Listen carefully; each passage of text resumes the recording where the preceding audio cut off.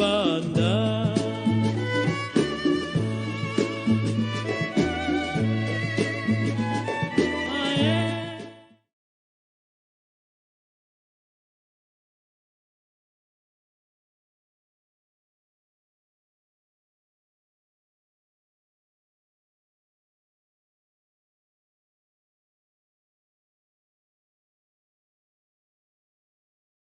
Soki na kati oteka basi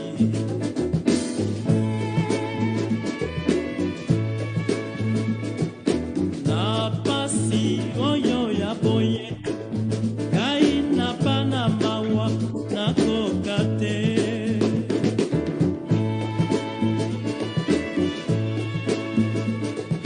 basusu oyo na bonaka bawela bokonzi pena bavwatilio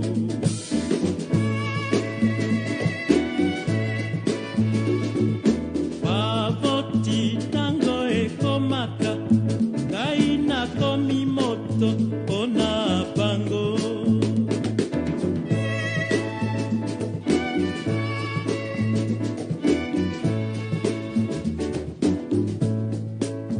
nakomi tuna mondele akende lipanda totuaka oya nani ye Afrika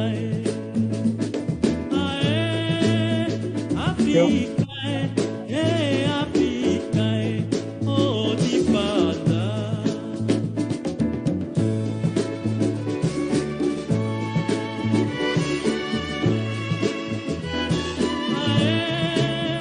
Afrika Afrika oh liberté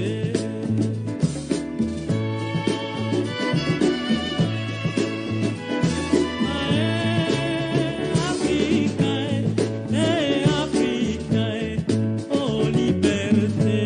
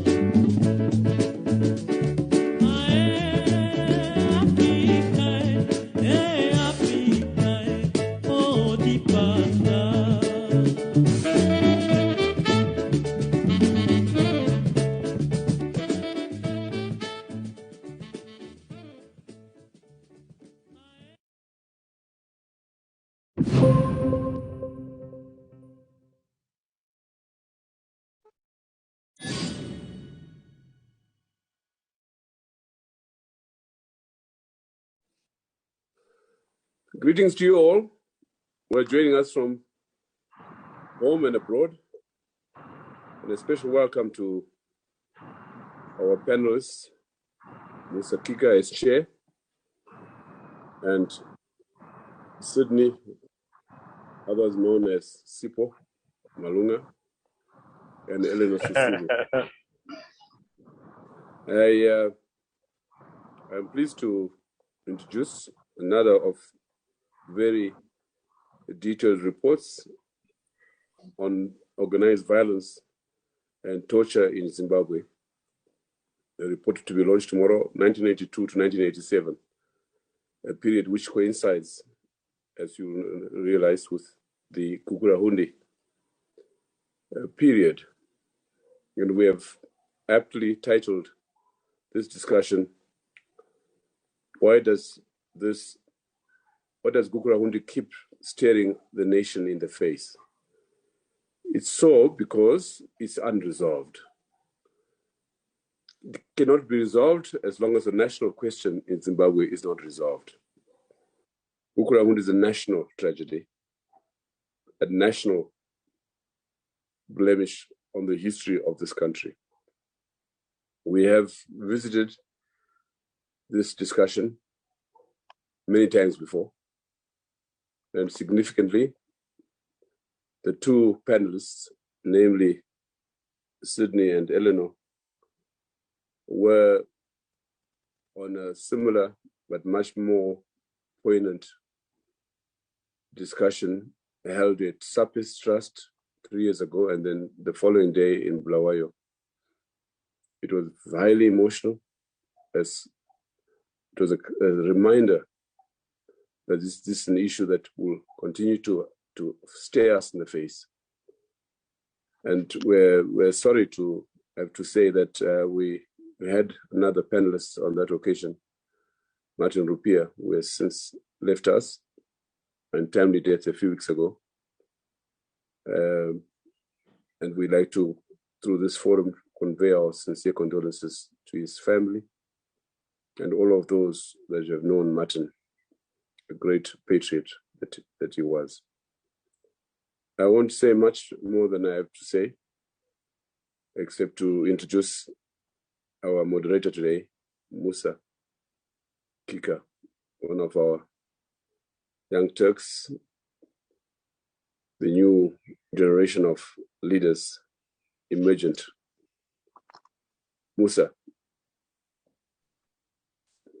Dr. Mandaza, thank you so much. And good morning, good afternoon, good evening to those who are joining us here on Zoom, those who are following on Facebook, and those who watch on YouTube later on. Welcome and greetings from Harare, Zimbabwe. The topic today, as Dr. Mandaza has painted for us, is Gukurahundi. Why does it continue to stare us in the face? And he answered that to say, because it's unresolved. Let me start by just sharing a few words just to give us context before we jump into our discussion. Zimbabwe's history itself is marred by several episodes of organized violence and torture. And Gukurahundi remains the main episode because it is one of those periods in history that questions our humanity as Zimbabweans in Zimbabwe. Robert Mugabe simply said of it, it was a moment of madness, and that was it. Then in 2009, when we formed our unity government, the GNU, we established an entity that we called the Organ on National Healing, Reconciliation and Integration, which was supposed to help us deal with our past. But that organ folded a few years later without addressing the Gukurahundi issue. And then when we negotiated our current constitution of 2013, we included there an independent commission that we call the National Peace and Reconciliation Commission. Again, this is an entity that has multiple purposes, but chief among them to deal with the past, to ensure that issues of justice and accountability, reparations, truth-telling are brought to the fore. Sadly, nothing has been done several years later since we put in place this mechanism. And if a Supreme Court ruling of October 2021 is to go by, we are anticipating that the tenure of the NPRC is going to terminate in May 2023. This was because this body simply started operating in 2018 when the enabling legislation was put into place with a sunset clause in the Constitution which says that the tenure is 10 years. So because this act was only passed in 2018, it means that this body only started doing its work in 2018. There was litigation in the Supreme Court in Masvingo in 2019, and the ruling was to the effect that the NPRC must do its full tenure up to 2028 because it only started operating in January 2018. Sadly, the government appealed, the Minister of Justice, the President, the Vice President, the Attorney General appealed to the Supreme Court, and the ruling was made in October 2019 to the effect that the NPRC should only run its course up to 2023, counting 10 years from May 2013 when the Constitution was passed. The NPRC itself was not a party to those proceedings. They were cited as a respondent. They decided not to participate in that. So the NPRC not be with us next year. But whether it's with us up to next year or maybe with us in the upcoming years, you and I are likely correct to say that nothing much is coming from the NPRC. And then we currently see the President Idi Mnangagwa, making some moves in beleland, working with chiefs to, in his words, to redress or deal with Gukurahundi. So we understand that some processes are about to start, some funding probably set aside, where traditional leaders, chiefs, are going to lead some conversations on Gukurahundi and beleland. Is this a real exercise? Is this just window dressing? Is this meant to destroy the evidence or rewrite the narrative? We don't know. But we are going to interrogate this topic tonight with two distinguished speakers. And this conversation, as Ibo mentioned, is coming at the backdrop of a research report that the Zimbabwe Human Rights NGO Forum, Zimbabwe Trust, Veritas, Counseling Services Unit, and the Research and Advocacy Unit have put together, looking at the history of organized violence and torture in Zimbabwe in the years 1982 to 1987. And that report is going to be released tomorrow to mark the International Day of the Right to Truth concerning gross human rights violations and the dignity of victims. Three questions are what detain us today. Number one, what has been done in the past to address Gukurahundi? And number two, what is being done now? And number three, what really needs to be done? And our keynote speaker today is a brother of mine, a brother of all of us, Sipho Sami Malunga. Sipho is a well-known, celebrated human rights activist who really needs no introduction, a human rights lawyer who has worked far and wide in Zimbabwe, in Southern Africa, in Africa, the rest of the world, on issues to do with human rights, rule of law, governance, and dealing with conflict. Welcome, Sipho, and it's a pleasure to have you. And we have Elinor Sisulu, who's also no stranger to this platform, a celebrated human rights activist in her own right, a writer who has worked with several human rights and governance organizations here in Zimbabwe and across the Limpopo in South Africa. We are very much pleased to have you, Elinor. So we are going to start by coming to you, Sipho. And Sipho, we are going to give you some 30 minutes to address us on these issues. Thereafter, Ms. Sisulu, you can come on board and give your reactions for some 15 or so minutes, and we will open up the floor to receive contributions and comments. Over to you, Sipho. Thank you so much, Musa. Thank you to Dr. Mandaza for inviting me, for organizing this very important event. Thank you to Tony, with whom I've been in touch in the background. And thank you, my sister Elinor. We talk a lot, but of late we haven't been able to talk. I will use as a point of departure what you've just said, Musa, on the NPRC as being so emblematic of any desire to address the question of Gukurahundi. The fact that the government appealed together, the president and the vice president and the minister, fighting so hard to make sure that the mandate of the NPRC ends in 2023. That tells you, right? Tells you a lot about any desire or intention to address Gukurahundi. This meeting has three questions: what has been done, what is being done now, and what really needs to be done. I will answer the questions in 5 parts. But before I go to my 5 parts, I'll dispose of the question. What has been done? Nothing. What is being done now? Nothing. What really needs to be done? I will answer the question. One of the most fascinating things about Gukurahundi is that it's one of the most talked about episodes in our history, post-independent history, but it is also one of the least analyzed. Apart from, I've been working on an academic research study for the past 2 years on Gukurahundi.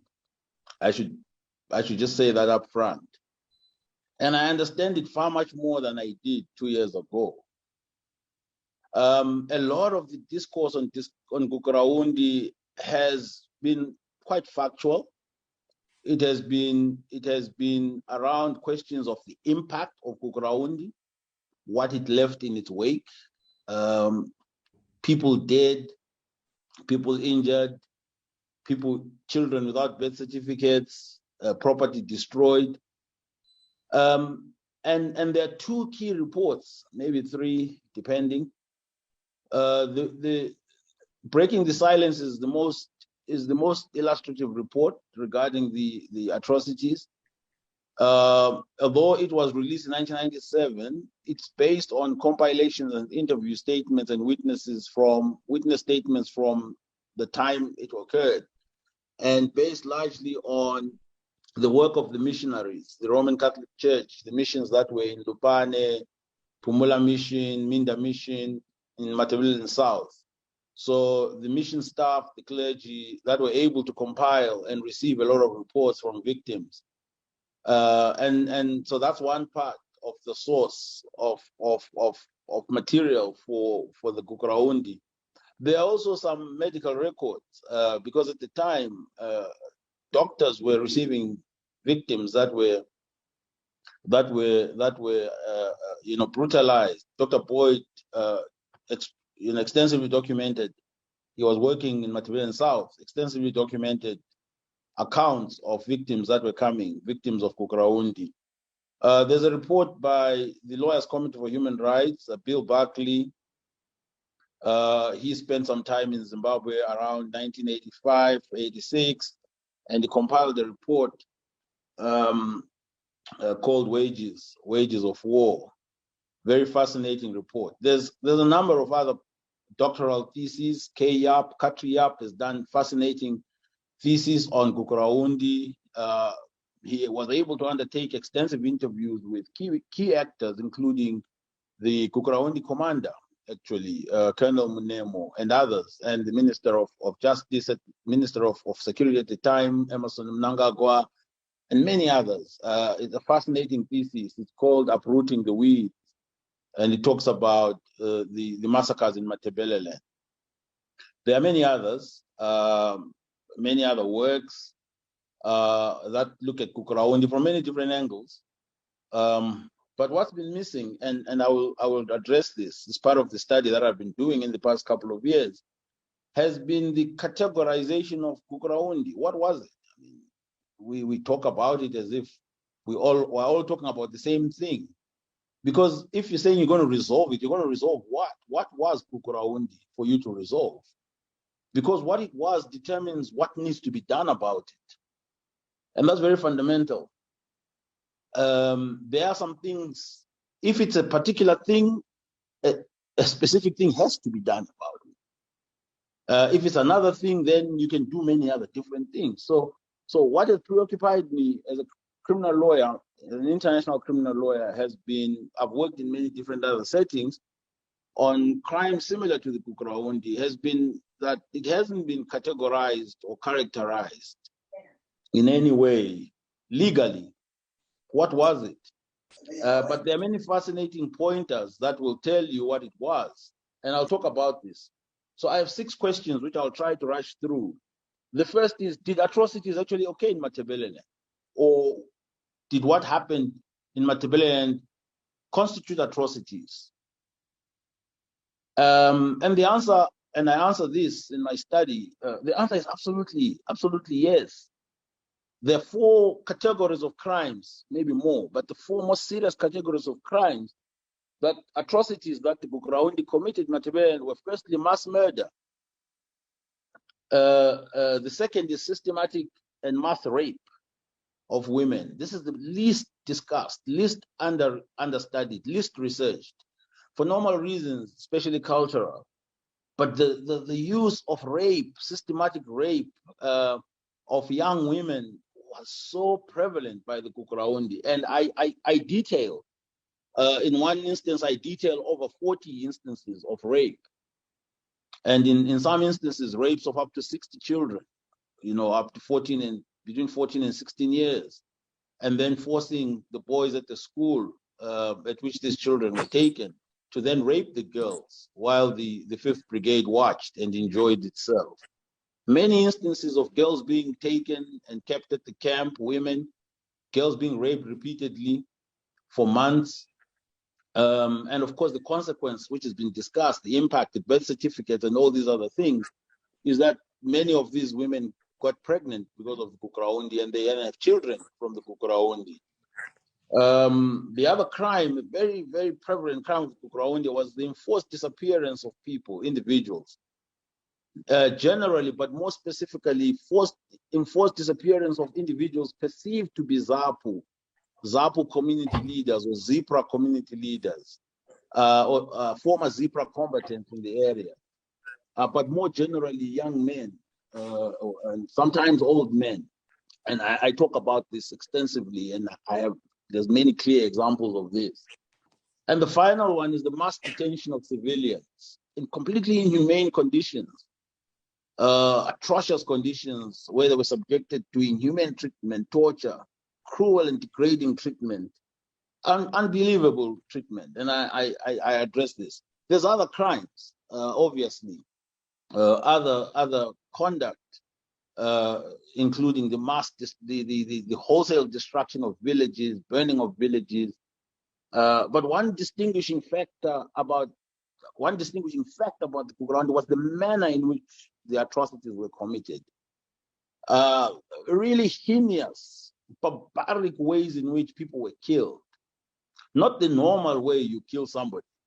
And of course, the summary way in which the 5th Brigade took upon itself the decision, the power to decide who lives or dies, and killed people, summarily executed people. So there are many, specific illustrations or illustrative examples of the 4 broad categories I talked about. Mass murder, you have the Siwale River Massacre as an example. There's many others, of course, but I'll just talk about the Siwale quickly, where the Gukurahundi moved around the village in Siwale. Survived is one of the most fascinating witnesses to what happened in Siwale. She was taken in the middle of the night with her brothers. She was about 15, 16. And evidently, there's no way anybody would think she's a dissident. There's no dissident that has been named that was female, that was that young. But she was taken and marched the whole night together with her brothers to a camp near the river. And many others were picked along the way. And in the end, over 50, 60 people beaten all night and tortured, herself included. And of course, when she describes her own torture, she doesn't say she was raped, but you can almost imagine she was raped, because she says, "Oh, they took me and then they beat me. They took me to the side and they beat me, and then they came back, and then they took all of them to the river in the night, and then they summarily shot them. 62 people, of which 55 died on the spot, and the remainder, the survivors, survived by pretending they were dead, and only were able to get up after the Gukurahundi, the 5th Brigade had left. Absolutely unsolicited, absolutely unarmed, clearly civilians, including this young girl of 15, could not have been mistaken as a dissident. Unrestrained wanton killing, just complete inhumanity. I can talk about the mass rapes. I've already mentioned one instance in Korodziva, and there's many others. I mean, teachers were raped in schools, and it's important when you start talking about the impact that you want to understand why then the education system in Beleland then has faltered, because Gukurahundi literally emptied out the rural Beleland of its intelligentsia, and set the country back and set the region back. I don't want to even talk about enforced disappearances. We know that so many people disappeared. One of the most prominent examples is the Slovela 9, the gentlemen that were taken from Slovela. And of course, it wasn't just the Gukurahundi that was involved. When it comes to disappearances, the CIO was involved. They used to work together. And in fact, in almost every crime that the 5th Brigade committed, invariably there was either CIO PC, Police Intelligence Services Unit, and some other elements of the Zimbabwe National Army. And then, of course, the fourth crime, mass detentions. And the most prominent example is Balagwe in Beleland South. When the Gukurahundi moved to Beleland South, it adapted its methods. And instead of going village by village, summarily torturing and executing villagers and burying them in mass graves, at Balagwe, it set up a camp where it brought everybody from everywhere throughout Beleland and some even throughout the country, and detained them in Balagwe under the most horrible, despicable, inhuman conditions. And if you are appalled by the conditions that the Jews were kept in the Holocaust, I can tell you that Balagwe was exactly the same.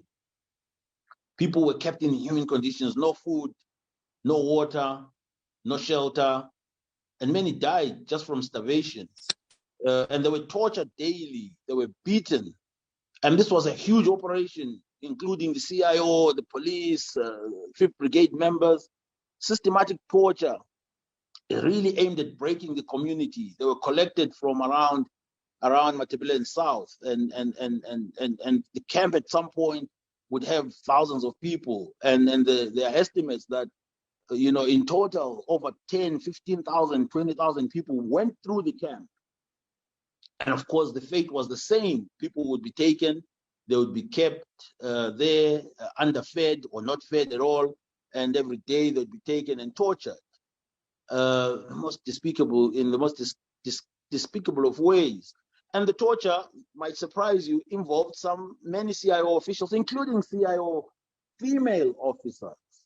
So witnesses talk about a female officer, beating men on the genitals and standing astride over them and asking them why they are not getting erections, because does it mean that she doesn't arouse them, and they would be beaten.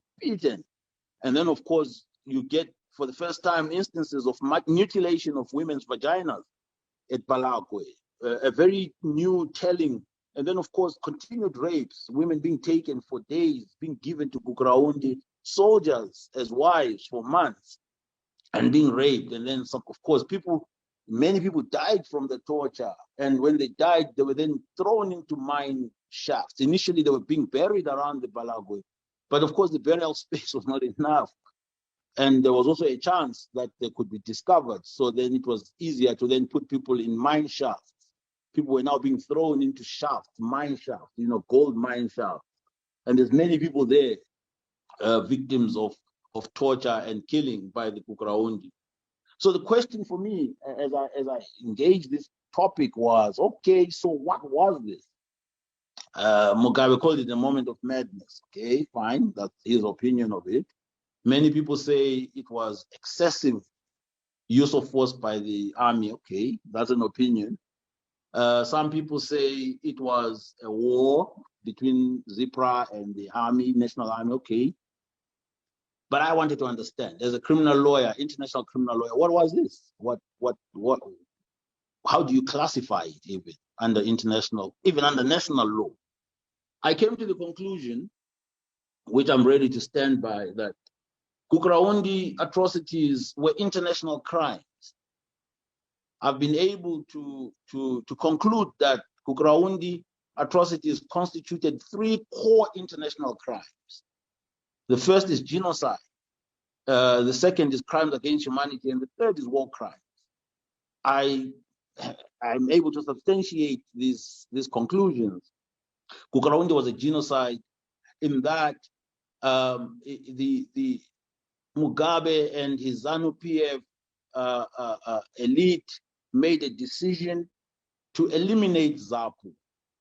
But in eliminating ZAPU, the decision was to eliminate the Ndebele supporters of ZAPU. And that's an important distinction, because there's been a lot of debate about, no, it was political, it was, but I've gone through the motions of analyzing this.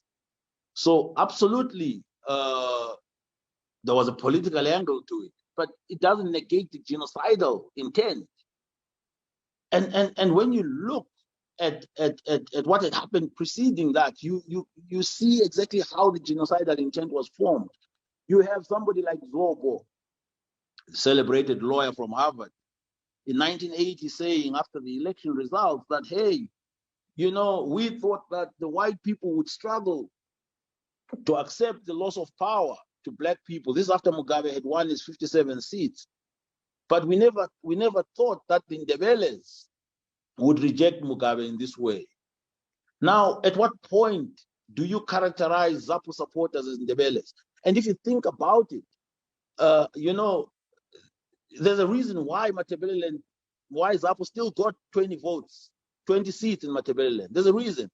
And if you're honest in analyzing what happened in the run-up to the 1980 elections, you will know that Zanla combatants many of them were not put in assembly camps, and they went into the villages and they literally brutalized the villages ahead of the 1980 election. People forget now that 1980 election was violent, extremely violent. We celebrate it as the election that ushered us into independence. So violent, in fact, that Lord Soames was asked to cancel the election by Joshua Nkomo. I mean, historians and philosophers like Dr. Ibo will remember this. That it was so violent. Of course, the violence was unrestrained. It targeted Zapu, but it targeted the Zapu element in Mashonaland, the political element in Mashonaland.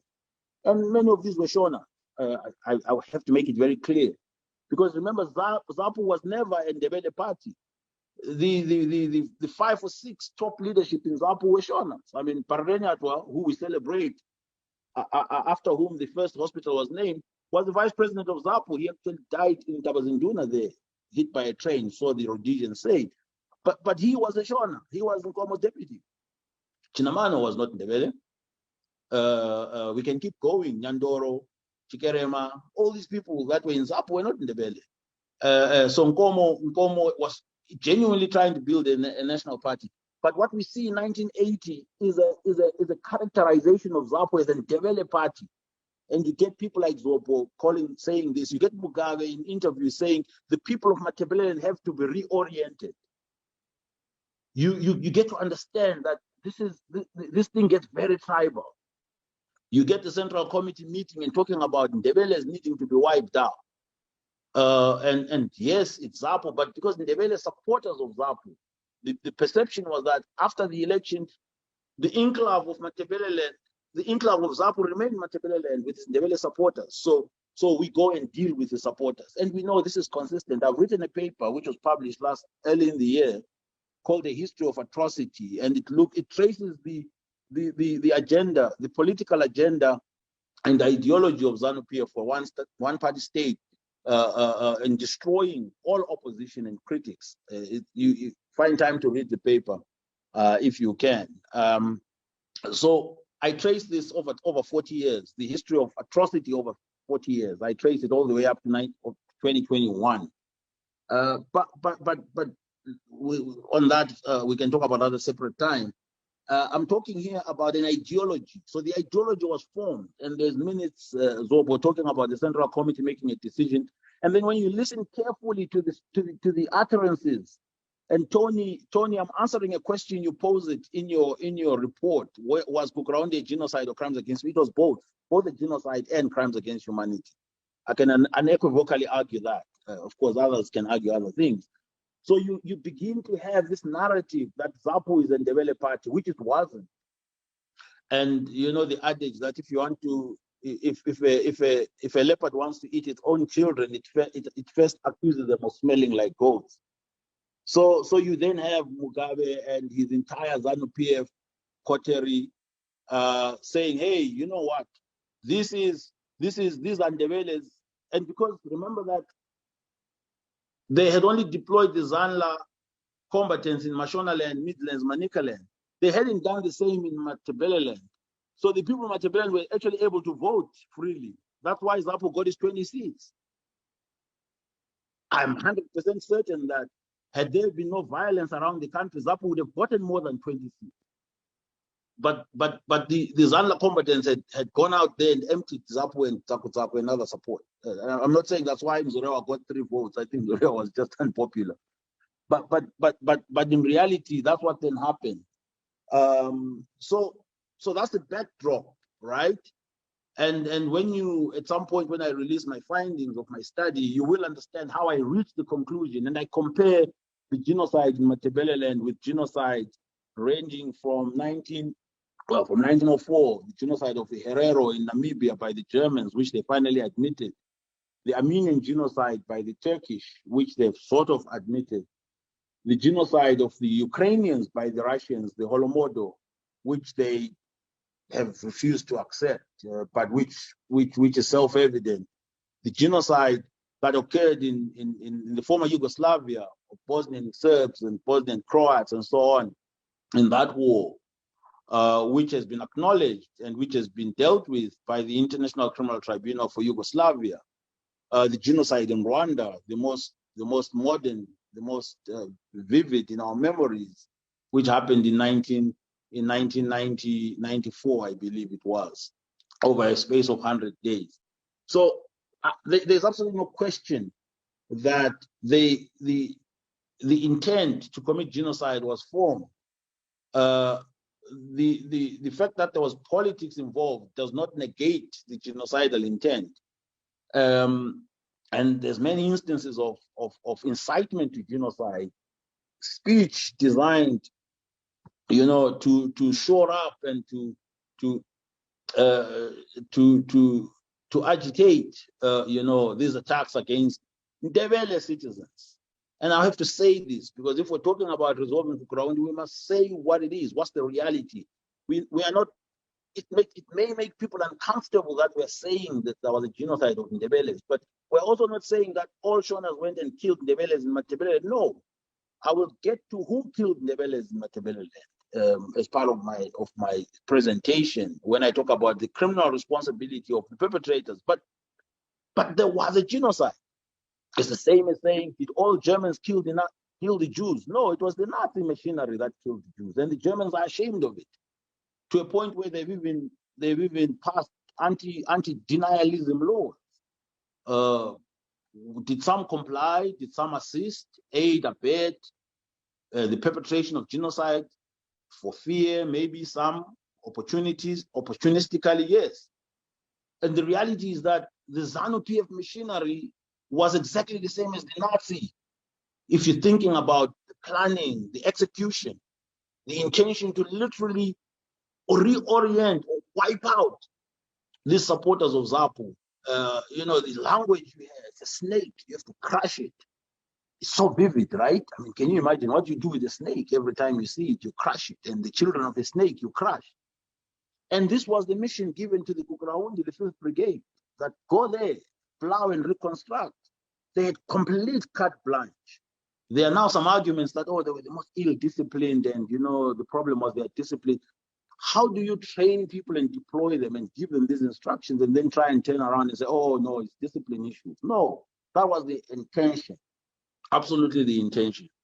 So I have absolutely no doubt that in terms of the nature of these crimes under international law, these atrocities, they were international crimes. I've described genocide, which is simply, I've said this before in previous lectures, genocide is the partial or complete destruction of a group based on its identity.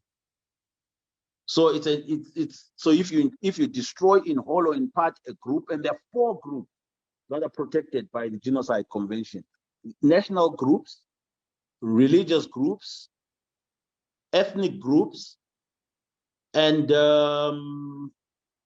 racial groups.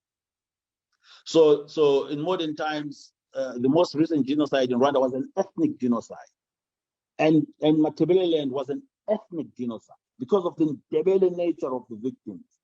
And Mugabe himself confirmed it was a genocide. 20 years later, you'd have thought that, okay, maybe we're not so sure. Let's hear the intent of the key perpetrator, the key architect, when he was asked by, I think it was SABC or Sky News, I can't remember, at Blue Roof after he had been deposed by the army. He said, well, you remember that Ndebele party wanted to overthrow the government. I mean, it tells you that's genocidal intent. At what point was ZAPU ever characterized as a Ndebele party? I'm not saying that there were no Shona people that were brutalized by ZANU-PF around the time. There were. All ZAPU supporters were brutalized. Mazendame, who was a politician in Gweru, was beaten and left for dead, and he had to move to Bulawayo, and was very close to my father, and the children were close to me. At some point after Mazendame ran away from Gweru, he was a businessman in Gweru. But what I'm saying is that yes, absolutely, there were Shona citizens attacked by Gukurahundi for supporting ZAPU, but the intention was to wipe out all ZAPU support in beleland, which was Ndebele.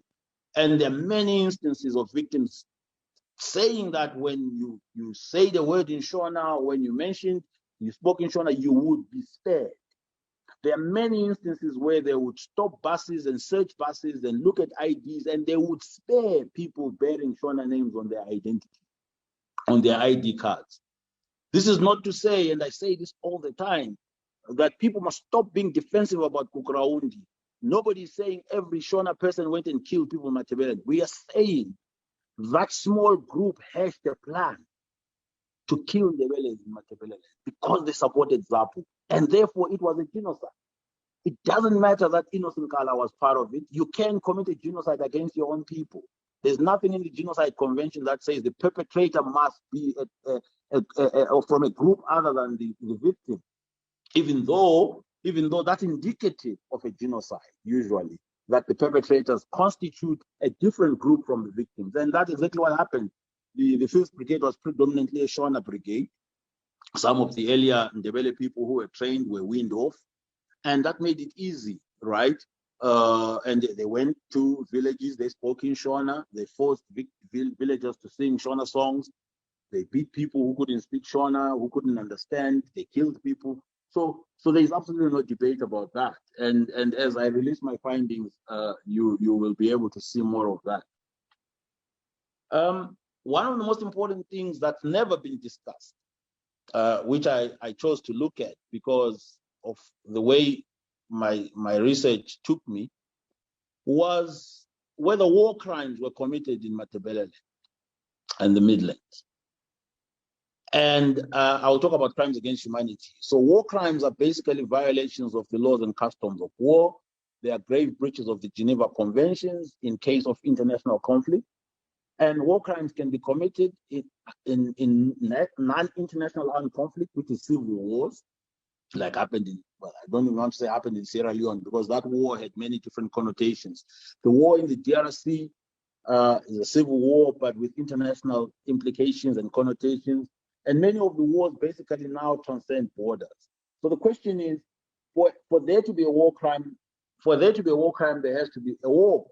That's the law. That's the international humanitarian law, the law of armed conflict. And the question that's never been really engaged, even though we know that there was this deployment of a brigade 3,000, 3,500 strong to a part of the country for a long period, right? 1983 to 1987. That's 4 years, 4-year deployment. Were they going to fight? Because you don't deploy a brigade for that period. You don't train a brigade, deploy it. And the question then that comes in is, who were the dissidents? Were they an armed group as envisaged by international humanitarian law?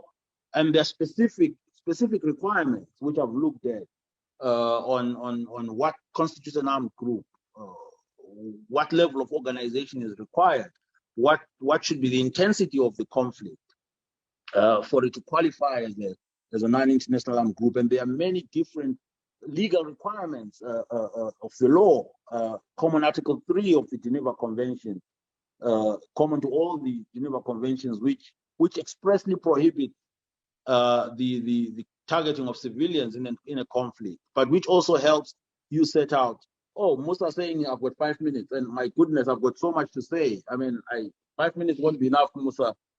Maybe give me another 10 and I'll try and then move quicker. We will give you 10 minutes, Sipho. So 10 minutes. Yes, I can cut. You can take some of my time. So, Okay. so Maybe I give him thank you so 20. much. I guess we need more time for this kind of conversation. So I have come to the conclusion that the conflict in Beleland, I know that this makes some people uncomfortable, was actually a non-international armed conflict, an internal armed conflict. And that dissidents, although they didn't have the sophisticated level required of organization, they were somewhat organized. And I substantiate those findings in different ways. But I then looked at whether the conflict changed into an international armed conflict because of the involvement of the South Africans. Because remember that there was Super ZAPU in Beleland, and Super ZAPU was supported by the Boers, the apartheid regime in South Africa.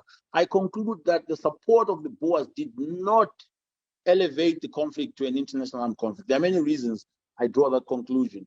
Some of them drawn from international law, case law, jurisprudence, much the same as the International Criminal Court has shied away from categorizing the conflict in the DRC as an international conflict, even though there's evidence by and large of the involvement of the countries such as Rwanda and Uganda. But that's a story for another day. So once you determine that there were international crimes, what are the implications? So who committed these crimes? Who committed the crimes? Who are the perpetrators of these crimes? Because international law, for any crime, there must be a perpetrator. Even in Zimbabwe, under the Zimbabwean Criminal Code, the crime doesn't commit itself. And there are many different ways in which crimes can be committed. Who are the perpetrators? So simply, a more direct answer is that the entire 5th Brigade perpetrated crimes. We may not know their names. We may not know who was at which village at a particular time, but we know that the brigade as a whole, as a unit, deployed in Beleland committed crimes. So we can indict the brigade as a criminal organization. Well, I would even indict ZANU as a criminal organization for hatching the plan, but we can go there and look at the Nuremberg Tribunal judgment, how they looked at the question of universal criminality and collective criminality in trying to at least attribute responsibility for crimes committed by groups of people, because it is very easy and possible for the designer of a crime to not be the person on the ground killing people, right? So how do you then bring, and the person who kills people on the ground may not be at the table designing the crime. So how do you capture the complexity of a crime which is designed by a few people but executed by others elsewhere? Because the ones who designed can say, oh, did you ever see me in Beleland? I never went to Beleland. Did you ever see me shooting anybody? That's what Mugabe would say if he was alive. But Mugabe was at the center of designing the crime, as were his cabinet ministers. They were at the center of instigating, ordering, aiding and abetting, and they were part of the common design of the common criminal enterprise and the execution of it, and ensuring that it was properly and effectively executed.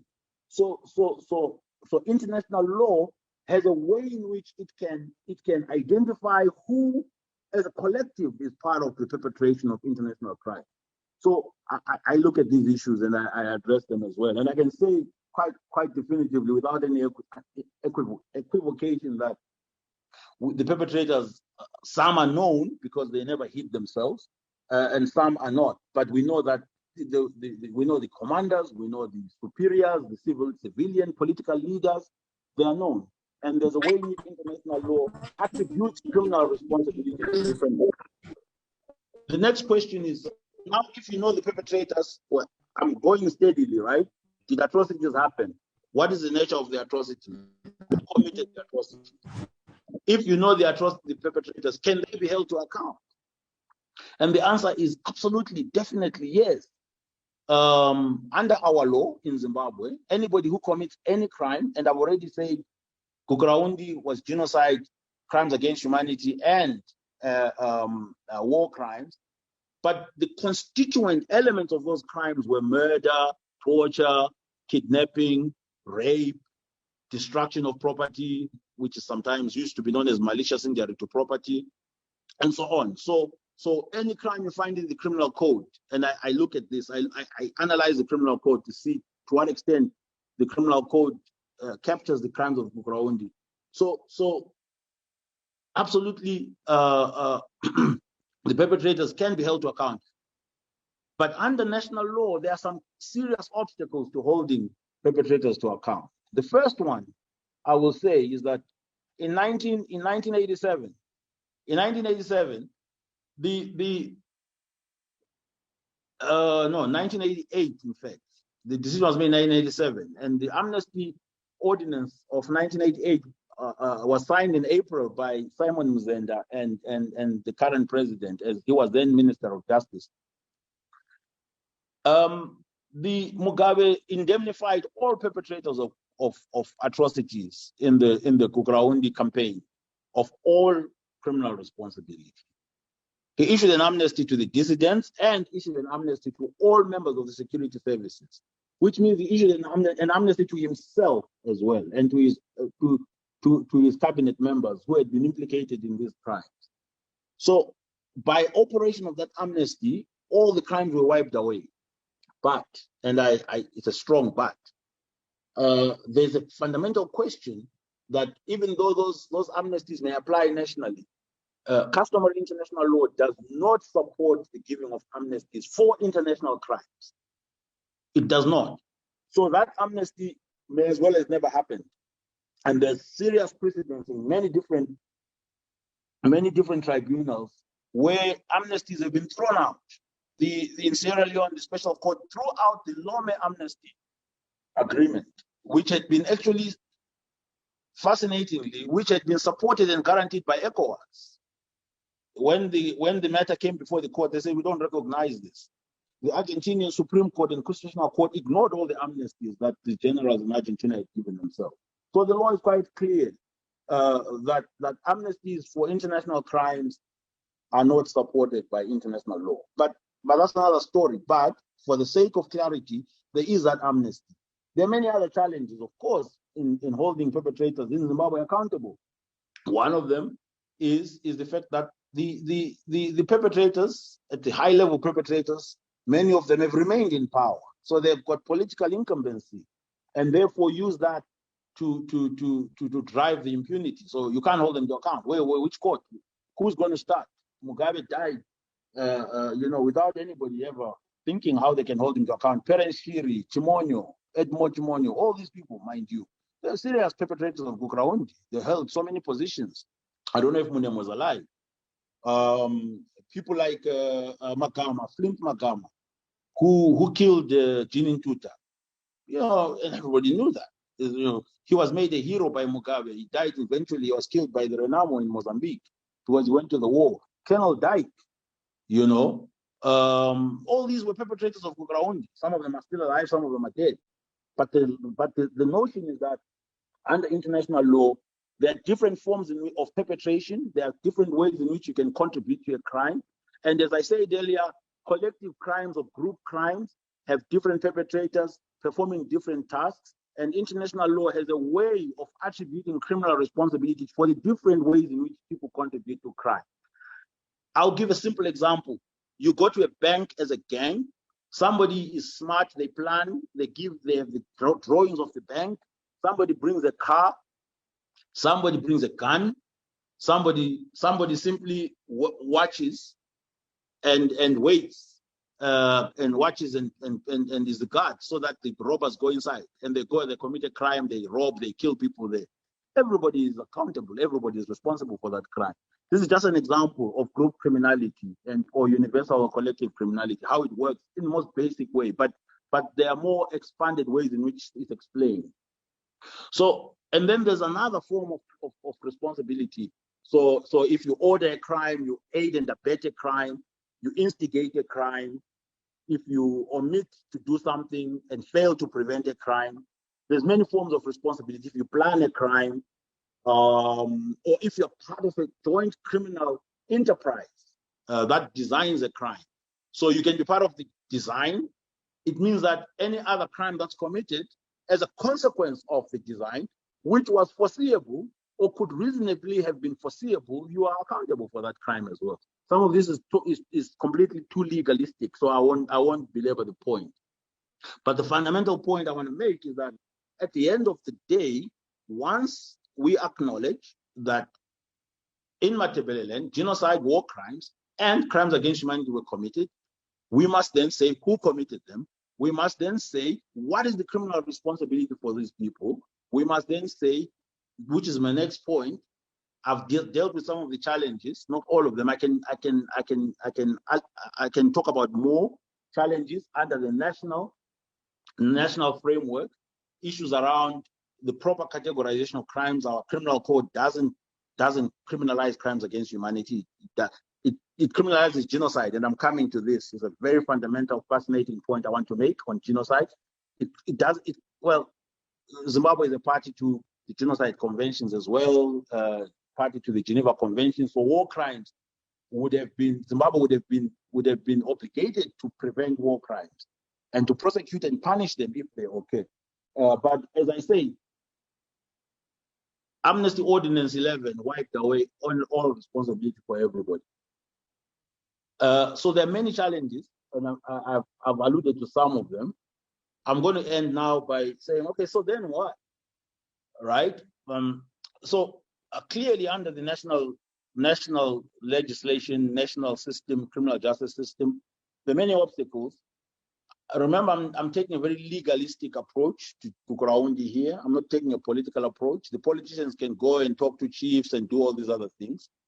But what are they talking to chiefs about? I'm saying, I'm looking at the legal aspects of Gukurahundi. There were crimes under national law, under international law. The amnesty can be voided because it is ultra vires and contrary to customary international law. It is not allowed to give an amnesty for international crime. And finally, so what then?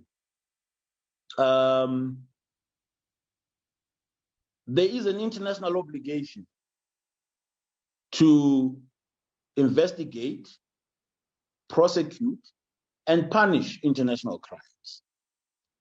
That obligation endures until the international crime is committed, is punished.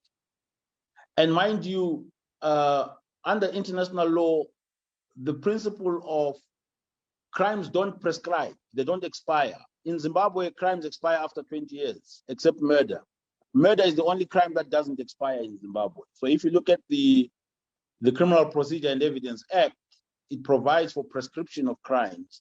Murder is the only crime. All other crimes expire after 20 years. So all Gukurahundi crimes have expired under the national law. And that's a fact. But under international law, international crimes don't expire. There is no statute of limitations for international crimes. That is precisely why Pinochet was arrested for crimes he had committed many years before. That is why, tribunals continue to work. That's why the Nazis continue to be held before tribunals, even up to today in their 90s and however old they are. So what next then? So if you acknowledge that, if we say that these were crimes, there are perpetrators that are known, there's criminal responsibility that can be attributed to those perpetrators, there are some national challenges, what's the next? What next? There's a fascinating opportunity, and I argue, we can debate this, that Zimbabwe national law, as defective and deficient as it is, provides an opportunity for justice. It does, for justice under international law. I'll tell you why. In 2000, Zimbabwe enacted the Genocide Act. It's Act Chapter 920 of 2000. It was enacted on the 16th of June, I think. So the Genocide Act literally imports the provisions of the Genocide Convention in terms of defining acts of genocide. Beautiful, perfect act. It also annexes the Genocide Convention. So the genocide in Beleland, remember I said there was genocide, war crimes, and crimes against humanity. The genocide in Beleland can be prosecuted in Zimbabwe. The law allows it. We have a Genocide Act. But what are the elements of Genocide Act that are problematic? And I'm sure that our legal scholars in government are going to rush to try and amend them. Now that I've said this, so the Genocide Act provides that it is only applicable to crimes that happened after the act was enacted, which is 2000. So it means that it wouldn't apply. By virtue of that provision, it wouldn't apply to Gukurahundi, right? That's the first thing. And that's a problematic provision, but that's a provision that is ultra vires international law. It is ultra vires customary international law. It is ultra vires all the decisions of the courts, the international tribunals. Genocide, at the time that beleland happened and the genocide was committed, genocide was already a crime under international law. So the Zimbabwean Genocide Act cannot exclude those offenses. It can't. It's almost a non-event to try to exclude those crimes. But I'm sure the drafters thought that as they put that, oh yes, it won't apply to Matebeleland. It does apply to Matebeleland because international law will never allow you to say where the cutoff is for international crimes. At the time that the crimes were committed, they were already international crimes. It was already genocide. Remember, genocide conventions from 1948.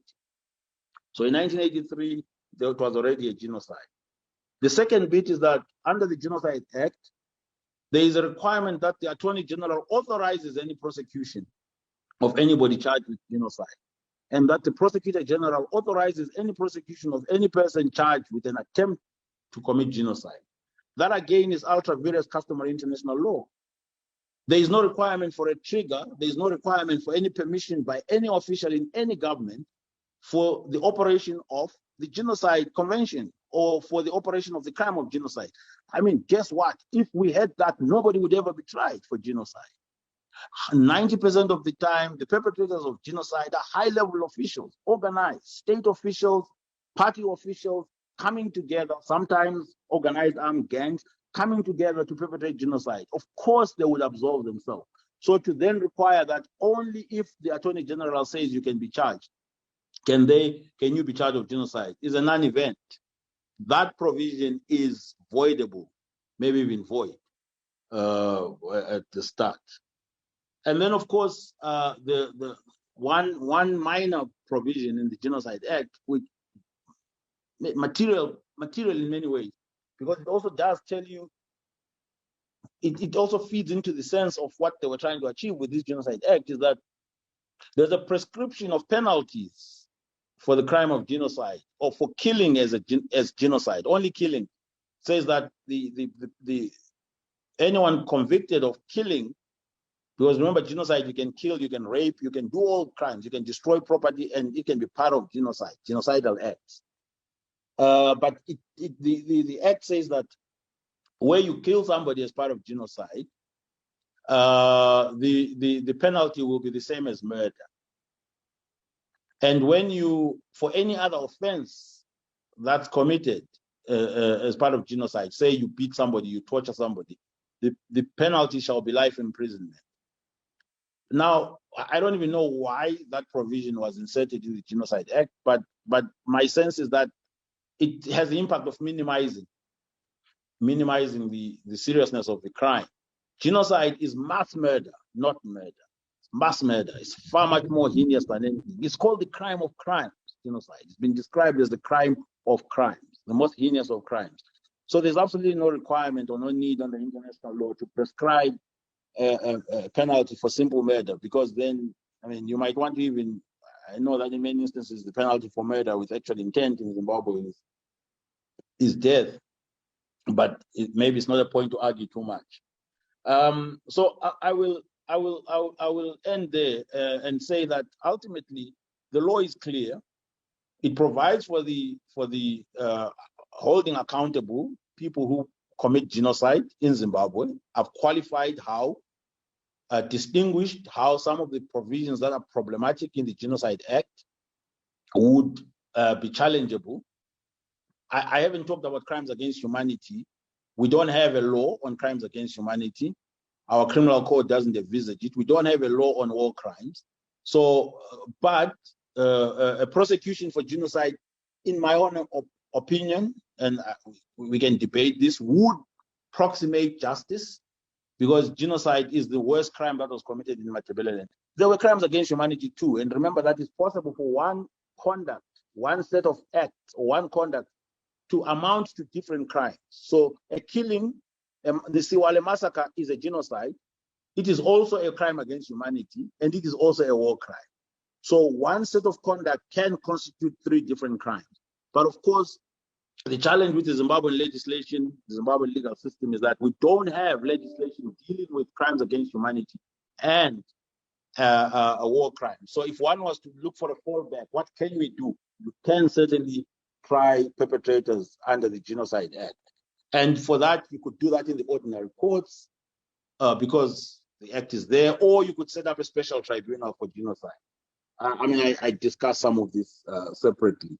So I'll try and stop there, Musa. Sorry, I went on a bit long. I should have not asked for 30 minutes. I should have asked for more time. But that's the picture. So the politics of it is up to the perpetrators, but the law is clear. And if I were perpetrators, I would really address Gukurahundi before Gukurahundi addresses them, because the law is clear, and this is the law of Zimbabwe. Zimbabwe has enacted this act.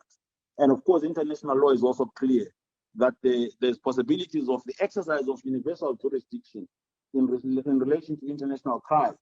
And South Africa has ruled by the Constitutional Court, a ruling in the torture case, that crimes committed by Zimbabweans in Zimbabwe are prosecutable in South Africa. There's a judgment hanging over perpetrators of crimes in Zimbabwe in South Africa. And it says if they are in the jurisdiction of South Africa. So there's the qualification. Conditional, it's conditional universal jurisdiction. They have to be in the jurisdiction. So it means one day, anybody who commits crimes, if the South Africans one day decide they can arrest you and charge you, like the British did with Pinochet, when the Spanish judge ordered the arrest.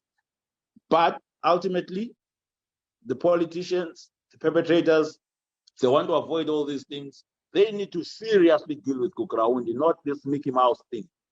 Because ultimately, one day, there is a prospect and possibility of them being prosecuted for these crimes. There are crimes. Thank you. Sipho, thank you so much. I think in the history of SAPES dialogues, you have spoken for quite a long time for a keynote and for good reason. If you were looking at the charts, Tony says, this is the most lucid analysis of Gukurahundi to date. And someone said, this is a relevant and enriching contribution by Malunga. The idea of an international conference to deliberate and document Gukurahundi may be a good one, clearly. And I think that's because, Sipho, you have done justice to the topic. To me, I think you have painted the reality of what Gukurahundi was, both in terms of the stories and anecdotes that you shared with names and characters, and how you characterized Gukurahundi for what it was, international crimes.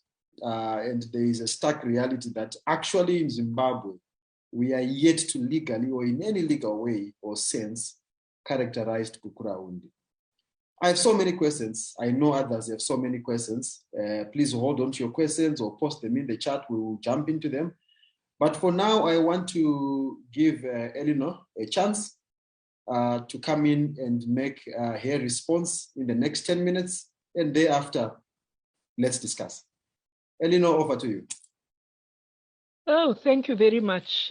It's quite a task to talk after that presentation by Sipho. I must say, it really took my breath away. And I do agree that the possibility of prosecution must be pursued and strategized. We must strategize on how to do this and what needs to be done to get to the point where we can have prosecutions. The point that he makes at the end, that the government must deal with Gukurahundi, I think that the state response the only encouraging thing about it is that there's been an acknowledgement that it happened, that at some point it was not possible to deny it anymore. When Mugabe said it was a moment of madness, that was an acknowledgement. Of course, as I said in the introduction I wrote to the report, Breaking the Silence 2007 edition, it was a long moment indeed, but that was an acknowledgement. But there's two words I can use to characterize the state response. Two English words, one of which I find difficult to pronounce, but one is sophistry, the use of clever but fake arguments, especially with the intention of deceiving. Two is obfuscation, the act of making something obscure, unclear, or unintelligible. And I think, the process that was Sipho described of the courts and the constitution in 2018, in fact, the organ for healing, all this is characterized by sophistry and obfuscation. People who want to confuse things so that they don't have to deal with it. And I remember one of the members of the organ talking about this and saying, oh, if you talk about Gukurahundi, we must go right back to colonial times, and we must go right back to violations in pre-colonial times. And that is the approach of the state, to use these quasi-legal ways of preventing confrontation of the issue. And I think it's only civil society, it's only the human rights community that can take this forward. And I like the idea of an international conference. Maybe the timing is not quite right now, but certainly it's something that should happen. Because one of the things I think about this ducking and diving, in more plain terms about this issue, is that people are dying. The perpetrators, the architects are dying, but also the people who were important witnesses in the process. And I want to mention three of them. I'll mention Sister Janice McLaughlin first, because I remember at the time these things were happening, I remember people used to say, oh, Mugabe doesn't know about this. It must be brought to the attention of Mugabe.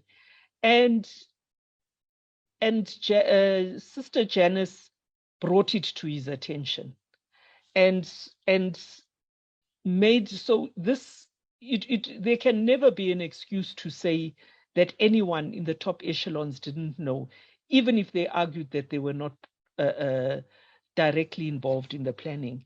So Sister Janice was a person who played a role. The other person I want to mention, little known, is Kenneth Rankin. Kenneth Rankin was an orthopedic surgeon who worked at Impilo Hospital. His wife was Joyce Sikakane, an ANC activist, and at that time she was an ANC exile. They were based in Bulawayo. And Ken saw the injuries. As an orthopedic surgeon, he had first-hand view of what was happening to people. As a doctor, he knew that these injuries were not sustained in accidents or whatever excuses were being made. He knew that these were brutal beatings and assaults of people. And he compiled a report. And that report, I think was given to the International Red Cross. I'm not sure. And I think Sister Janet was involved in the story somehow. She got that report and she made sure that she brought this hard evidence to the table of Mugabe. So those people are gone. And, that is powerful evidence that a person like Ken had. The other person is Shiba Dube, a woman for whom I have had enormous admiration, sadly left us too early. Shiba came when I was with the Crisis Coalition South Africa office. We brought a group of women to South Africa to speak directly to ANC leaders and civil society leaders here, to testify to the atrocities that women were experiencing, the rape, the abuse, the mutilation of genitals that was happening during the post-election violence in South Africa. And I remember we went to this one office of one organization, and Shiba was the head of that delegation of women. And they were all age ranges, and they had been affected at different points of the political violence and torture. And she spoke about how she was raped, and she actually had a womb removed because she felt so unclean. That was the extent of the torture she experienced. And she said, it just breaks my heart to see that there's another generation and another generation of women going through this. So I just want to pay tribute to those people, especially to Shiba and to Ken for speaking out. I believe that the ANC was not stifled that exposure of that report because it was not politically expedient for them to acknowledge it. And being a liberation movement host, you couldn't say these things about the host country. So, and then on the perpetrator side, mention has been made of some of the people that have died. So this ducking and diving, the sophistry, the obfuscation is to draw this process out as long as possible. And I think we should really fight against silence on this issue, that it's never too long, that we will continue to bring this thing up. We will not be silent about this thing, because silence is the worst enemy it's the worst enemy in a situation of genocide. And in any genocide anyway, silence, whether it's silence of the apathetic or the perpetrators who force silence, breeds a culture of impunity. It means that those things can happen again. And I just want to quote, I quoted in my introduction in the 2007 report, Mandela commented on this tendency of silence with reference to Rwanda. And I quote, "The louder and more piercing the cries of despair, even when that despair results in 500,000 dead in Rwanda, the more the cries seem to encourage an instinctive reaction to raise our hands so as to close our eyes and ears." So the perpetrators obviously have a vested interest in maintaining this silence. But what about the rest of us who lived through the years and continued our lives as if nothing was happening?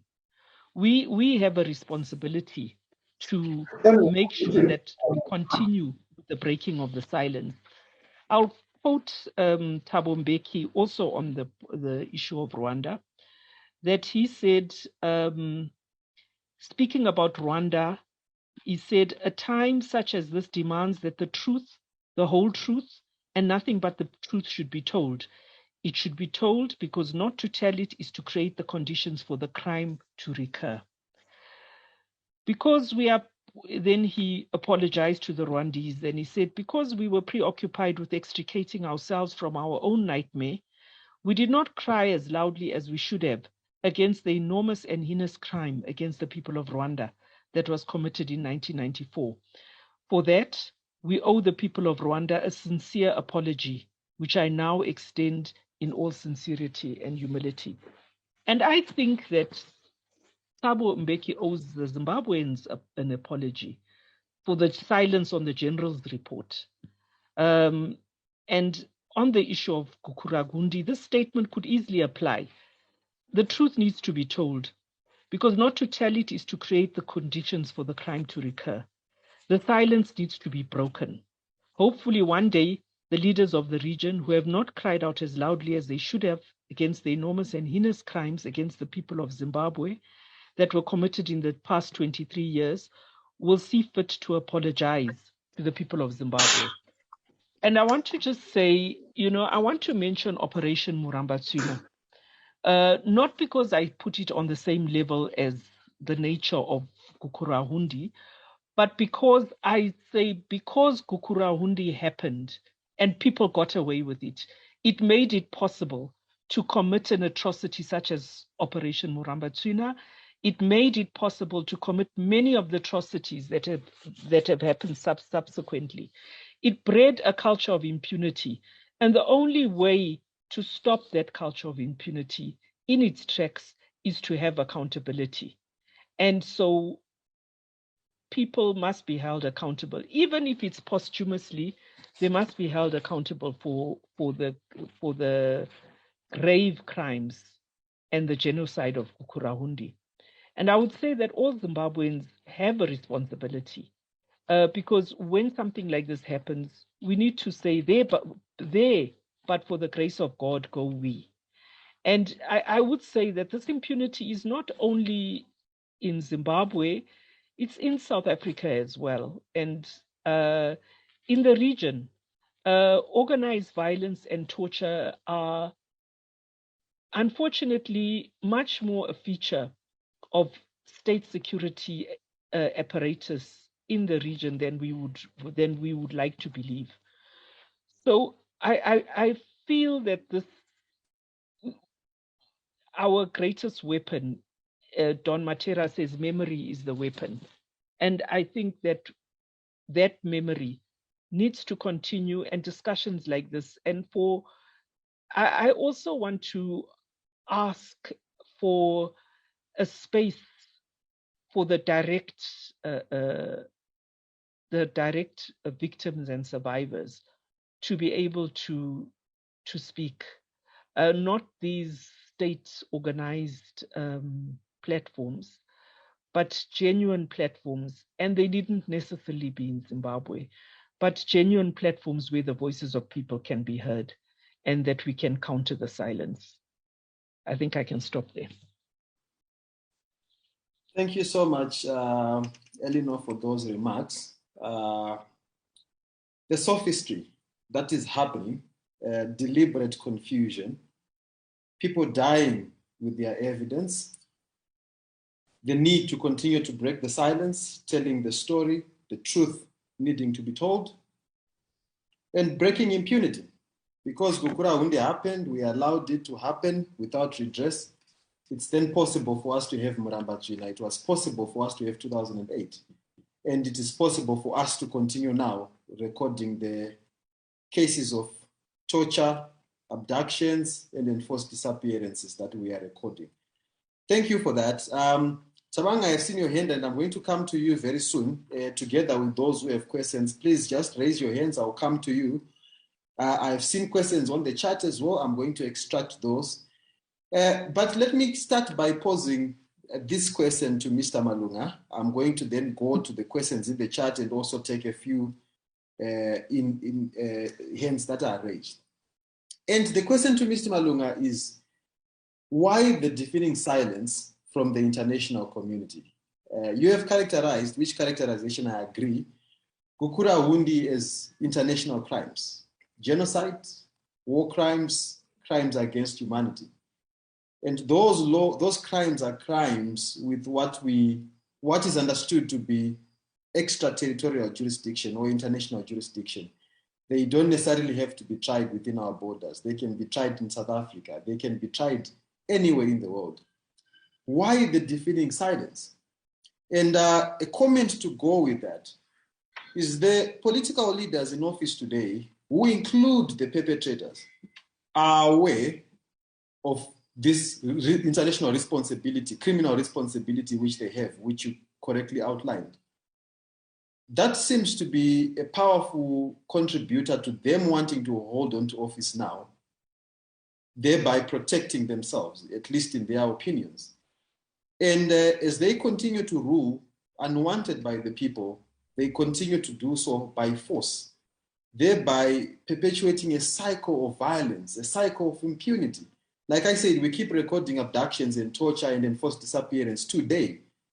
These are people that are seen to be dissidents, people that maybe speaking against the government, they continue to face this fate today. And the government maybe, or the governors of the day may be incentivized to do this as a way of continuing to hold on to power, as a way of protecting themselves. So what needs to be done? Do we wait for people to simply die, perpetrators to die, people with evidence, victims to die, and we hope that nature will take its course? What needs to be done? So I posed that question to you. And the question that I also saw from the chat from Tony says, genocide, these are acts when committed as part of a widespread or systemic attack directed against any civilian population with knowledge of the attack. Would this not apply to Operation Murambatsvina and the 2008 election violence? That's a question from Tony. So, Sipo, maybe you can attend to those two, and then when we come back, I'll take Tabang, I'll take William, and then I'll take Tony in that order. Okay, thank you so much, Musa. So why the deafening silence? Why the deafening silence from the international community?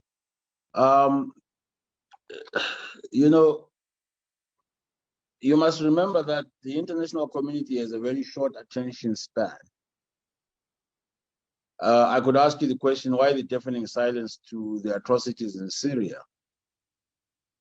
In the past 5 years, Syria has seen the worst, most unimaginable atrocities committed against its people by Assad, including by the Russians, who've been bombing literally the whole country, and of course the Western allies there. Everybody's been in Syria. Why the deafening silence in Yemen? Why the deafening silence in Palestine? Why the deafening silence in Ethiopia? Why the deafening silence in the Sahel? The reality is that the geopolitical factors do affect what the international community, if ever you can even pin down what the international community is. And we're now in a new world order, right? Worse than the Cold War. So I can tell you that ultimately justice, when it does happen, is usually a function of the demands of the people of a country, less the international community. Ultimately, is the people persisting in their demand and forcing the international community to do something about it. You do get the odd country that's ready to exercise universal jurisdiction. The Spanish are very good at it. The Belgians do it as well. And the South Africans, as I said, have ruled in the torture case that they have jurisdiction over crimes committed, including in Zimbabwe, by Zimbabweans. There is a ruling, it's a constitutional court here ruling from the South African courts. That hearing, that decision, that ruling stands. It hasn't been overturned. And the impact of that ruling is that any of the perpetrators of crimes against humanity, genocide, torture, etc., international crimes in any country in Africa, but especially in Zimbabwe, because that case related to Zimbabwe, could at any point, and I repeat, at any point, find themselves prosecuted by the South African government. It could happen, but of course we know there's politics, there's diplomacy, and so on. Our political leaders are aware that they are individually criminally responsible. Yes, they are. They are aware.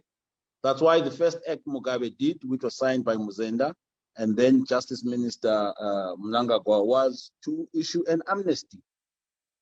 Mugabe was very clear in 1987. He was as clear in 1983 when he commissioned the Ambakwe Commission that crimes had been committed.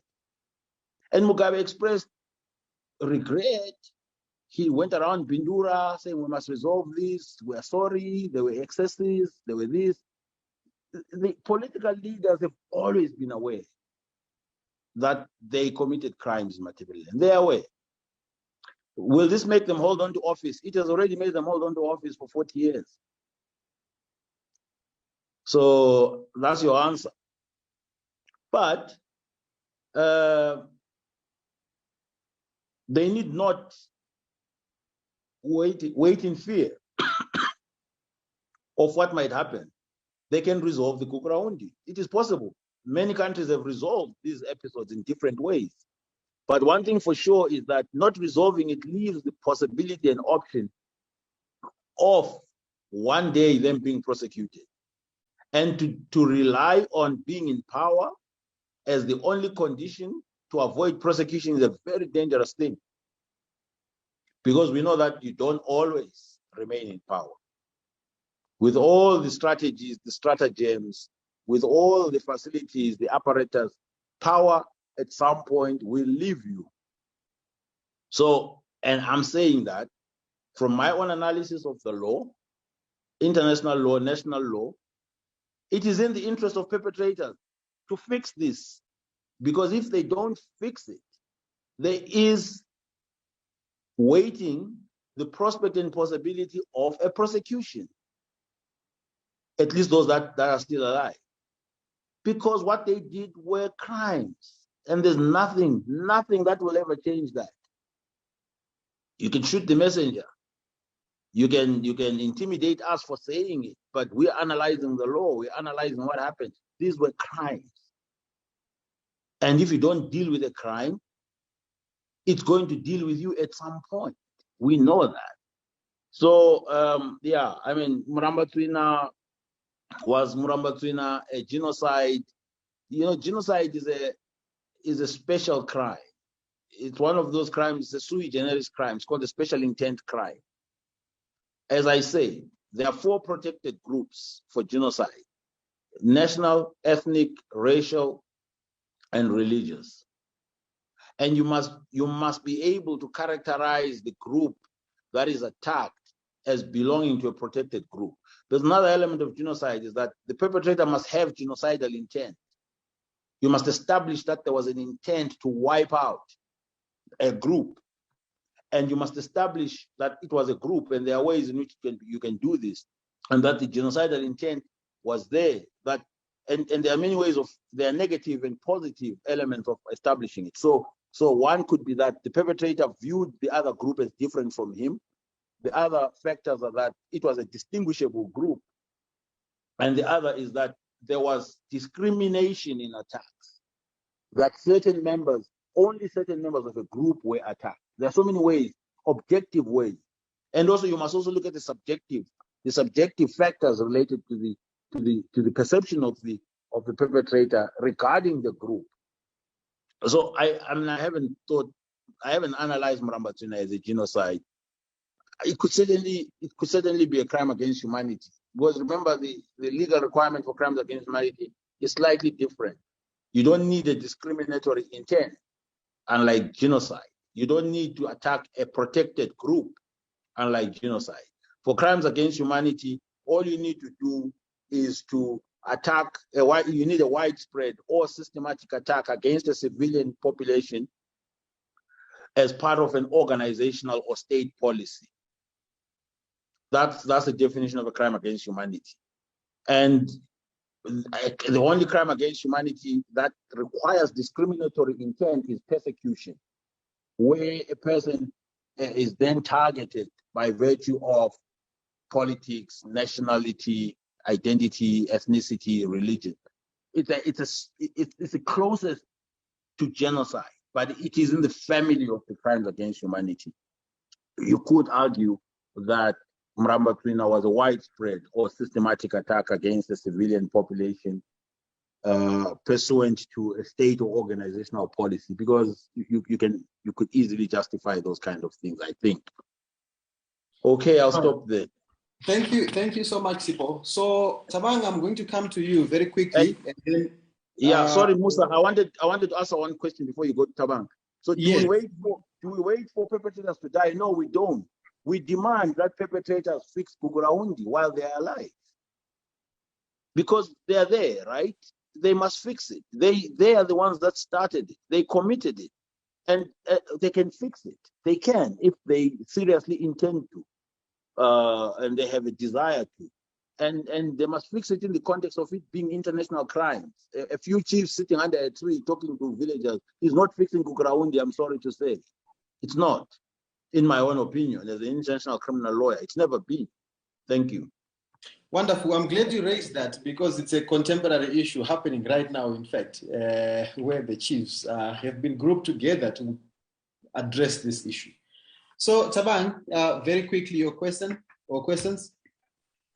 Thank you, Musa. So more of comments, based on the presentations that we made. And to thank my brother Sipo and dear sister Elino for those brilliant interventions. And to also state that going forward, we need this experience. There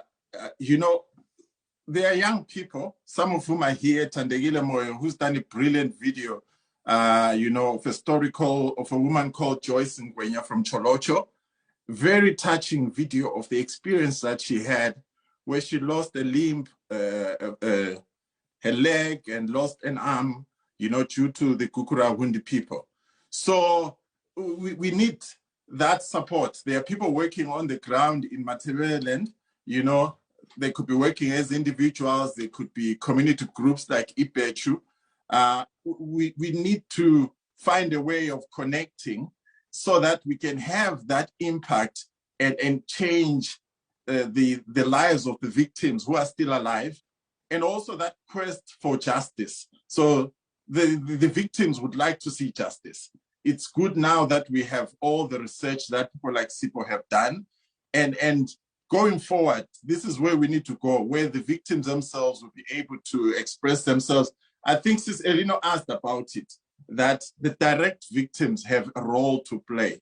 So I would urge those that are working, like Tony, Dr. Ivo in Harare, Professor David Moore, to say, let's find a way of connecting with people on the ground and really affirming the people that are there. So I think that's my intervention, and thank you for hosting this meeting. Really appreciate it, Tabang. Thank you so much. William, so we are going to go to William and then Tony, Tabeth, and then Zamchia. So I'm going to ask you, Sipo, to just note the questions so that you address the questions all at once. Please go ahead, William. Thank you very much, Musa, for this opportunity. And thank you to Sipo Malunga and Sisulu for these enriching reflections, which have made the idea of an international conference more possible, more palpable, and clearly necessary, that the conversation is expanded on this genocide. There's an attachment to the theme of today's conversation that what makes this genocide, or this collection of crimes against humanity, continue staring in the face of the nation? And the short answer to that is the denialism, the active and aggressive denialism that perpetrators are putting out towards the Gukurahundi genocide. And the sophistry and the obfuscation that Sisulu spoke about are part of that calculated systemic and structural denialism, where perpetrators are working overtime to deny this crime. And it goes further beyond denialism to actual epistemicide, which is the equivalent of genocide in terms of the killing of knowledge, the killing of history, and the killing of information, where the perpetrators are going overboard to conceal as much information as possible concerning the genocide. So every genocide, whenever it happens, it's accompanied by an epistemicide, where the culture of the killed, the language of the killed, and the history of the killed, and the facts about the killings are also murdered alongside them after they have been buried, and that is continuing up to now. Just a few days ago, Emerson Mnangagwa quoted from his Gukurahundi speech, threatening MRP and threatening those that are calling for secession as a remedy to the afterlife of the genocide. That's one quality of genocides. The genocides continue to harvest the benefits of the genocide by reminding the perpetrators of what happened, of what will happen if they continue resisting or protesting and all that. So Gukurahundi will continue to stay at the nation in the face, because Gukurahundi continues by other means. The bayonets might have stopped, the guns might have stopped, the mass bearing might have stopped, but there are Gukurahundi tendencies, Gukurahundi systems, and Gukurahundi processes that are still taking place, coming especially from the perpetrators. So it is important that we remain awake and we do everything that we can to ensure that the voices of the victims especially remain awake. And one last thing that I want to say, Gukurahundi continues because it has achieved its purposes, which is a de facto one-party state in Zimbabwe, and where the victims are full of fear, and where those that became victims are still victims, and those that were perpetrators are still perpetrators. In that systemic and structural way, Gukurahundi continues, and it continues to stay at us in the face. Thank you so much for this opportunity. William, thank you for your contributions. Very sobering thoughts. Gukurahundi continues to this day, and it continues in another way. The violence may have stopped, but it's still happening. Tony? Thank you, and thank you for an outstanding presentation. I want to connect two things quickly. I want to connect what Ibo said at the beginning about Gukurahundi being a national question.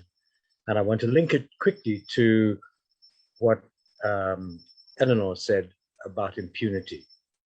In about 1997, I wrote an article in the Independent, not in the Independent, in the FinGas, saying you cannot open a can of worms selectively. You can't choose the issue.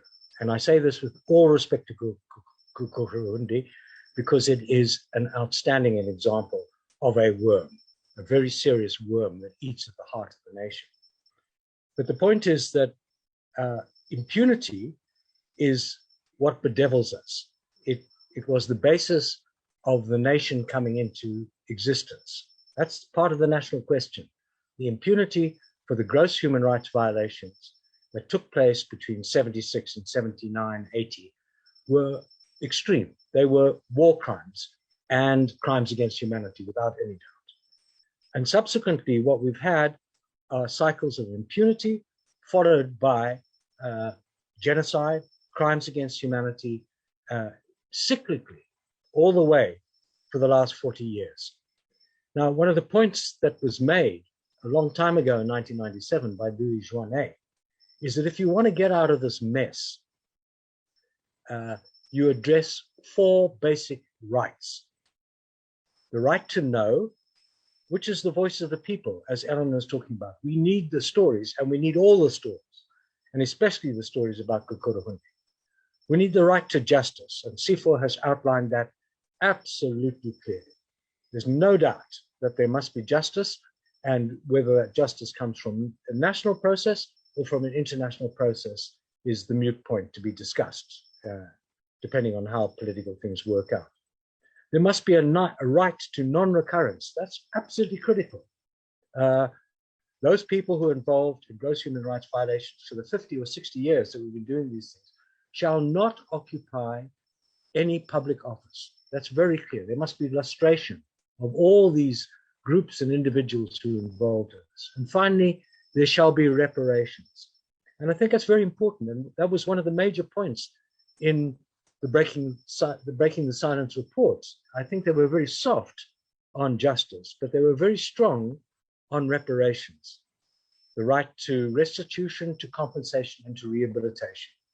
And these are the things we have to face. And we have to face it in the context of exactly what Ellen said, of obfuscation and sophistry.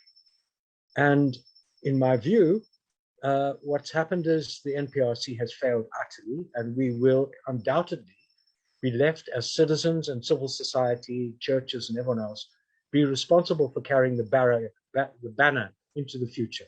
There's no doubt about that. And these moves to obfuscate are not just about Gukurahundi, they're about elections, they're about Murambachina, they're about all the things that have been happening in my history, and I'm now quite an old man, for 50 years.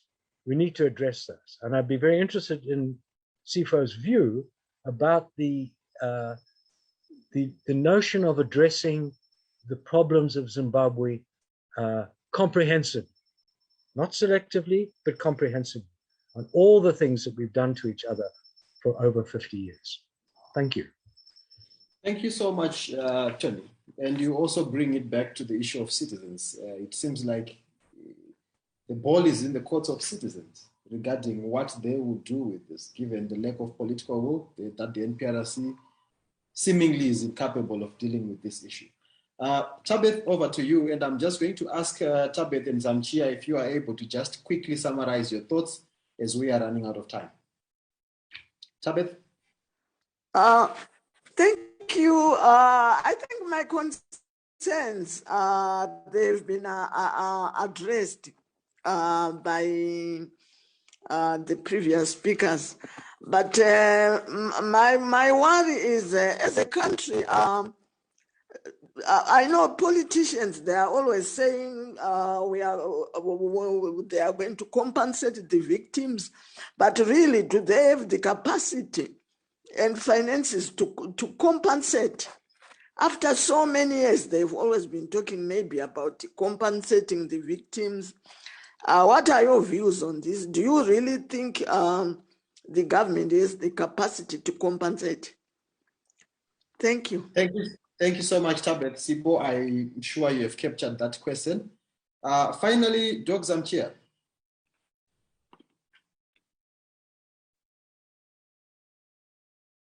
Ilan, if you can hear me, please proceed to unmute and make your contribution. Yeah, I can hear you, Chairperson. Thank you so much. But maybe cut me off within a minute because perhaps I might not be able to summarize. I just want to say that what Sifo has done is really groundbreaking research, challenging the many myths that academics have been trying to produce and reproduce. And also people like Elinor have done this brilliantly from an empirical side. And I concur with Ibo that really this needs to be a national question. It's a national question, not that it needs to be, it is a national question. And the question that can you let bygones be bygones on the basis of what has been presented tonight, I think that you can't just do that. And some people think that time is going to wean this out. But if you look just next door, you know, I've been looking at German settler colonialism, 1884 in Namibia, how the resistance triggered genocide. And from 1884, you then had the independence in 1990. And in 1991, you know, there was still this euphoria about the independence. And you had people saying, no, let's not talk about this genocide. Let's not talk about ancestral land claims. But fast forward for the sake of time to 2008, you get a strong resolution that no, actually we must go back to the genocidal issues, to the ancestral land rights claim issues. And as we talk today, I think the Namibian parliament has been given 2 years to deal with issues that happened in 1884. So you can't wish these things away. And if we talk of Gukurahundi, it's only 1980, and I'm talking of 1884 here. And for the sake of time, I just want to say there's something that is not coming out clearly, that Zimbabwe at the moment is being ruled and governed by the Gukurahundi. The people who were at the forefront, you know, of executing this are the ones now governing Zimbabwe, the president Emerson Mnangagwa, the vice president Chiwenga, and so forth. And my challenge to SIPO would be to say, lastly, if SIPO can look at how the current, security structure is, how the current security structure is also modeled around one, of course, the coup proofing of 2017, But what hasn't been really looked at is that the current security structure in Zimbabwe is not just about the 2017 coup, it's also about how these guys can be able to get away with it in terms of Gukurahundi. So if you look at 9 out of the 10 people who command the brigadiers, most of them were part of Gukurahundi, and most of them were part of the 2017 military coup. First Infantry Brigade, look at Augustine Chiperu, 2nd Infantry Brigade, look at 3rd Infantry Brigade, Joe Muzvidziwa, the 4th General Chuma, currently the 5th Brigade, it's Simon Maseko. And we have the Presidential Guard now under Fidelis Monda.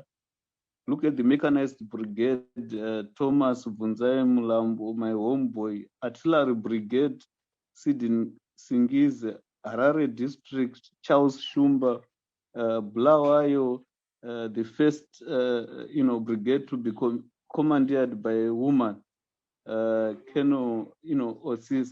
So how that is being restructured to deal with both the military coup, either coup proofing or neutralization, and to deal with Gukurahundi has really not been given enough research. And I think for the thank you, Zamchia. To look at that. Thank you. Thank you so much, Zamchia. Very important contributions. So I am going now in the 3-4 minutes that remain to come to you, Sipho, to respond to as many contributions and questions as you can, and also make your closing statement. Elena, I'm going to come to you as well, so that you can give your closing line, and then I will hand over to Dr. Ibo to close off the meeting. Thank you so much. Sipho, over to you. Thank you so much, Musa. Thank you, colleagues, for the questions. Some of them were comments, so I'm not going to address that. Tony, how do we address the problems comprehensively? I believe that this requires either a moment of reckoning on the part of perpetrators, that they will die at some point and they will leave this country and their own children, in a complete mess. It does happen sometimes. Some politicians have this moment of reckoning. For all my criticism of him, de Klerk seemed to have that. I still feel he got away with murder, but he did. At some point, he was pushed, he was forced. There are many politicians who have had this moment of reckoning, and they say, you know what, I will not die leaving the country worse off than I maybe even created it or made it. So, but we cannot rely on politicians. Citizens are the determinants of their own fate always. And this, I cross over to addressing Pilani's question. I have no doubt, Pilani, that authoritarian regimes, they do everything to secure themselves, they strengthen themselves, but invariably and inevitably, they all still collapse. They do. And history is replete with examples of the collapse of authoritarian regimes, regardless of how much they do to protect and insulate themselves. And also, it must be also realized that ultimately, you can also manage your own fate, right? By doing the things that might eventually insulate you ultimately. De Klerk walked freely in South Africa. He lived freely. He even got a Nobel Peace Prize. But the crimes he committed were heinous. But he chose to play a more positive role in the trajectory of South Africa than he had played for many years. And I do believe that it is possible. Maybe I believe in people. I have so much ultimate faith in them. I know that some people have found Jesus. Some people believe in God. Some politicians in their later lives, they claim to have found God and so on. But I'm saying they need to fix this country for themselves and for their own children and their own legacies. They can still redeem themselves. but we should not hold our breath because their instinct is to protect themselves. Do we have the capacity to compensate victims? I think we overplay the financial compensation. Sometimes a genuine effort and expression of remorse, apology, acknowledgement of your suffering, and justice of some sort is usually just enough for victims. You know, there are some losses that cannot be compensated financially anyway. How do you compensate financially this woman Joyce who lost an arm and a leg? How much money do you give her? How do you compensate the widows of the people, the Slovela men who disappeared, who were taken by the CIO in the 5th Brigade? How much money is it worth? How much money is a life worth? How do you compensate those girls who were raped in Korodziba? The trauma they've lived with for years. How much money do you give them? That will ever be enough. That will wash away their misery and their pain. You know, how do you compensate anybody for that matter? So I think it's important, it's indicative, but I think we overplay. I think sometimes there's more that can be done. Thank you, Pilani, for your questions. I guess I try to address the question of perpetrators that are there, the generals that are there, and it must be such a difficult existence for these perpetrators to have to hold on to power, to have to worry about what will happen to them when they could just address Gukurahundi and live in freedom. Perhaps, depending on how genuine and how extensive their efforts are to address the challenges, to address the Gukurahundi. None of the apartheid generals ended up in jail. And I'm not saying I necessarily support that or favor it. But if you come at a process with humility and honesty and commitment, you will come out of that process as well. You can secure your freedom from a process still, but they must secure it. They are in jail themselves, the perpetrators, because they are afraid. You know, they're thinking they will have to die in power, but ultimately, their ability to hold on to power also slips. You know, power always slips. You can't always just hold on to it. It's a very slippery thing. Even our own culture has words for power. It says, umambo madzoro. You know, umambo madzoro, and then in Ndebele, ubukhosi ngamazolo. Our ancestors knew. They knew that it's ephemeral. Power shifts. So you can't rely on having power only. My hope is really that Zimbabweans will come together in uniformly understanding and appreciating what Gukurahundi was. It was genocide, crimes against humanity, and war crimes. We must agree on that as Zimbabweans, and we must agree that because of what it was, certain consequences flow from it, certain obligations flow from that. And that we must then demand that there has to be accountability for these really terrible crimes. Thank you so much to everybody, and thank you for the questions, and for those I was not able to answer, my sincere apologies. I pray every day we address Gukurahundi.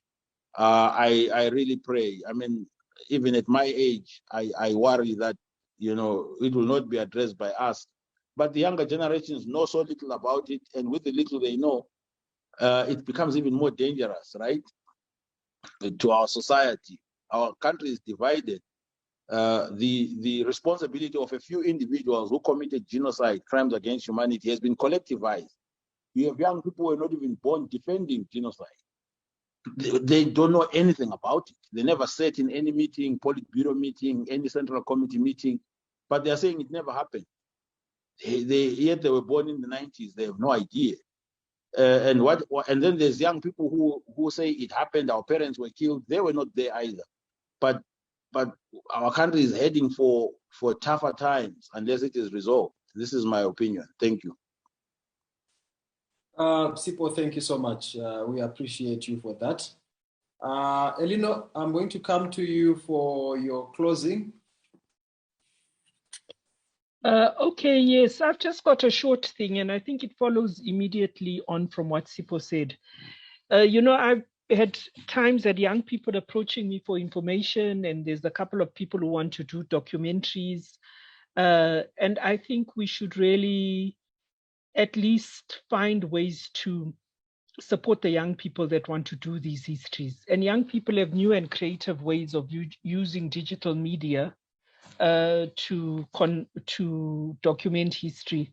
And I think those are practical projects, especially when it comes to the voices of the victims, having those who want to actually document what happened to them be preserved in some way, whether through a publication or through a documentary or through a radio play or whatever. We need to find ways to do that, because arts are very powerful in capturing history and conveying what happened to the next generation. Thank you so much, Elinor, for those reflections. Colleagues, I think we are left with so much homework, so much thoughts to process. And personally, I'm left with several questions, on whether I am doing enough or whether we are doing enough to really address this issue of Gukurahundi, which confronts us. I think we have a lot to do, and Sipho, we look forward to your full study as and when you finish and release it. Thank you so much. Dr. Ibo Mandaza, thank you for this platform. We really appreciate it. And I'm going to hand over to you now so that you can see us off.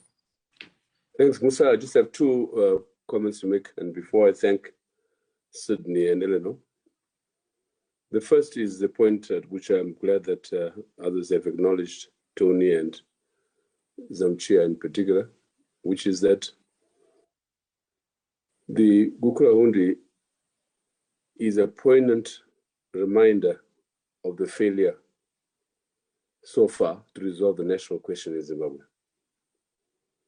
And therefore, this occasion, rich as it has been, and bringing a new dimension, as Sipho, of course, Sydney has brought to this discussion, I want to add just one important point, which is the call for collaboration between historians, political economists, and lawyers in elucidating, raising insights into the history of the national question in Zimbabwe.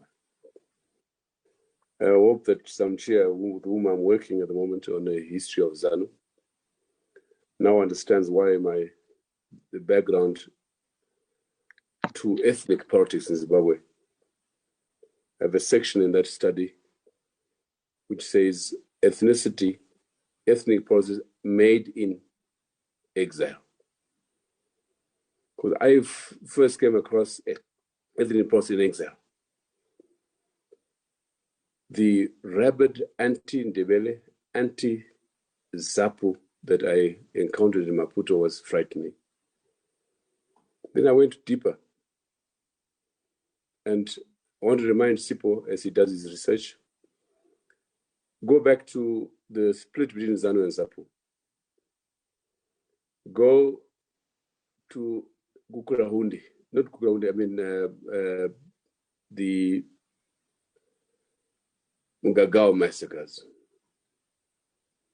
And the same people whom Zamchia has identified as perpetrators in Gukurahundi were perpetrators at Mugagao in 1976. Go to Ntumbani 1 and 2. All that tells us a lot. Then go back into ZANU itself. The ethnic cleansing, the example of ethnic cleansing, Gukurahundi is the worst ever. But there was ethnic cleansing in ZANU. Of 500 people at Chifombo wiped out. Most of them from one ethnic group. Chitepo's murder itself was part of ethnic cleansing. We have been closeting these pieces of history and it is fed into impunity. This, as Tony says, a right to know. We need to magnify these issues, these examples, of which Gukurahundi is the most prominent, most frightening. So, in thanking Sydney and Elo, to say you have brought us nearer and nearer to understanding that episode in our history, to understanding the deeper, the extent to which this has gone so deep into our national fabric, and how only through more and more light thrown on this can we learn and begin to understand the national question. So, Sydney and Eleanor, thank you so much for coming to the occasion at short notice, and also thank you to Tony and the NGO Forum for this study, which we will also try to immortalize as we share this discussion, which is, of course, on Facebook and YouTube, and will be transcribed in full. And on that note, I'd like to just say that next week we have a theme looking at the elections, the by-elections just gone by, but again, looking at the national question thereby. There are many unanswered questions. We don't want to be too euphoric about these by-elections. We need to remind ourselves, one, that we have an uncured coup. And it was sad to see that throughout the campaign, no one talked about the coup, or the fact that we don't have constitutionalism in Zimbabwe, and that the military are all over the place. And therefore, there's a need to highlight the need to return to constitutionalism, rule of law, and return of the military to the barracks. And secondly, to remind ourselves that we are still far from electoral reforms in Zimbabwe. And that we need, therefore, to be very cautious as we move forward.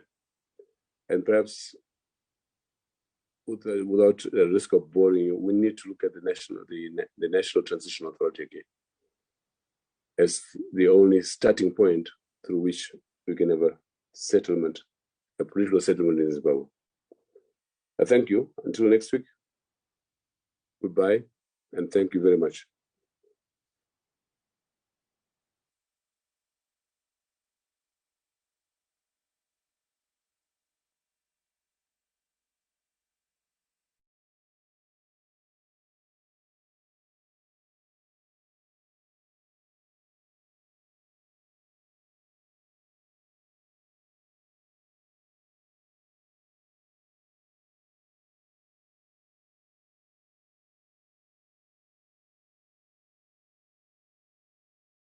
Africa, oh, the panda.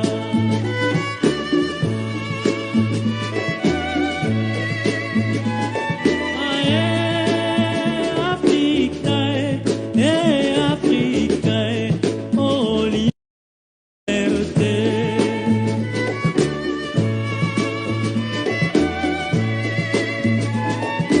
Oh, Katakoni pasi, soki nakati, poteka pasi.